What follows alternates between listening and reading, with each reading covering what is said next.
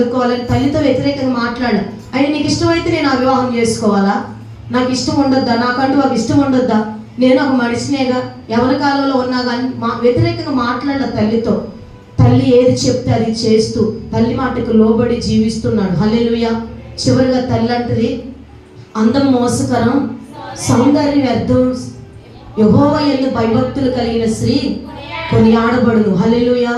తన కుమారుతో చెప్తుంది, యవ్వన కాలంలో ఉన్నాం, ఎవరిని పడితే వారు అందంగా ఉన్నారు, చక్కగా ఉన్నవారి ఎవరిని పడితే వారితో సహవాసం చేయొద్దు, ఎవరిని పడితే వారు వివాహం చేసుకోవద్దు. అందం మోసకరం, సౌందర్యము వ్యర్థము. అందుకే నువ్వు ప్రార్థన పూర్వకంగా దేవునికి ఇష్టానుసారంగా దేవుని చిత్తంలో ఉన్న వివాహానికి సిద్ధమవు, దేవుని చిత్తంలో ఉన్న సహవాసాన్ని కోరుకొని తన తల్లి చెప్తున్నప్పుడు తన తల్లి మాటను తండ్రి మాటను విన్నాడు ఈ లెవీయేలు. హల్లెలూయా, హల్లెలూయా. అలా తన